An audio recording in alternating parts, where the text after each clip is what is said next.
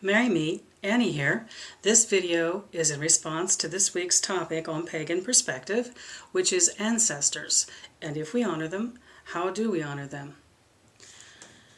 My strongest spiritual guide is an ancestor, and she has been very present in my life for almost all of my adult life, and in fact, my craft name is a derivative of her name. So she is very present and very real in my life and in my prayers and meditation. And she is the only ancestor who's made their self known to me. But she's very, very much a part of my life. Those who I have lost in my lifetime that I knew do weave themselves in and out of my life during the year. I have found with my family it is not a Samhain thing. They just seem to show up unexpectedly here and there throughout the year. And at Samhain, when I lift the veil, what happens almost always is friends who have passed over and teachers who have passed over showed up. So I've always thought either it's the way I open the veil, or it's just the habits of my relatives and loved ones, but those who were familiar enough with my path to know what Samhain meant to me show up, and those who didn't don't.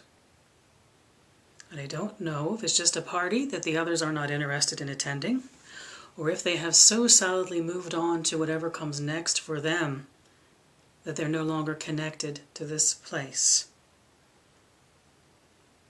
I also strongly feel that my love for people when I open the veil is what beckons them and is why those I've known in this life will show up.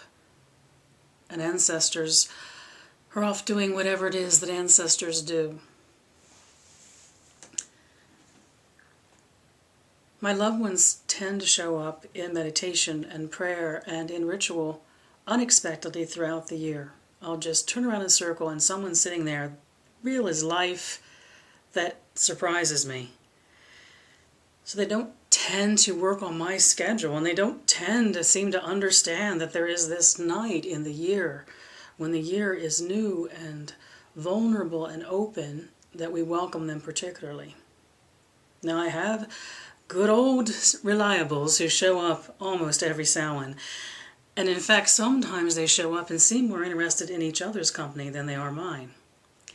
It's like throwing a reunion and seeing loved ones paired off and talking in corners of the room, and I love it, I just love it. And often in circle, when I've opened the veil for circle, I will find that loved ones from coven members will meet each other, and things happen between those attending and not of this world, in addition to what is the relationship between those of us in circle and of this world. I love Samhain. I love it. I love the chance to intentionally remember to open the circle and let love move in, take a pause, and let that happen. And it's unpredictable for me what happens in my private rites as far as what I can expect, and I think that's part of what I like, is I never really know what's going to happen and who is or is not going to show up. I have had Samhains when no identifiable presence showed up. Instead, there was this sense of, I can only describe it as wisdom, moving through the veil and literally taking a seat. Not something you could see or identify, but something you could feel very strongly.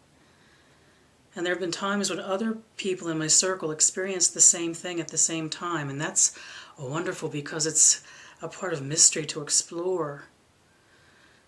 So this Samhain I'm going to look forward to just seeing, is anyone interested in the party?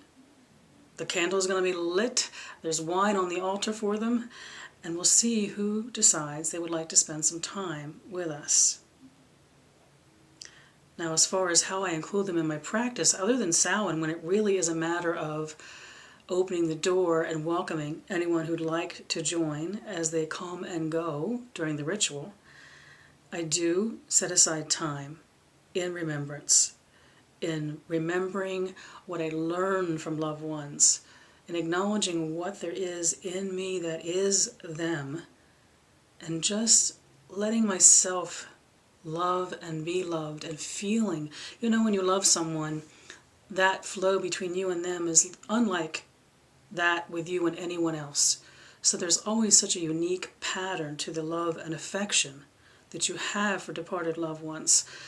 That pattern is recognized by them too, because they also never loved anyone exactly as they love you. And that's a call, I think, that when it goes out is very often, maybe not in knowing that there is a specific loved one who just walks in and sits down, but there is something that moves in you and through you that is love solidified. Love, the feeling of the embrace, even if you don't have that person in your life anymore. It's peaceful and it's beautiful. It's always, always a wonderful, wonderful night.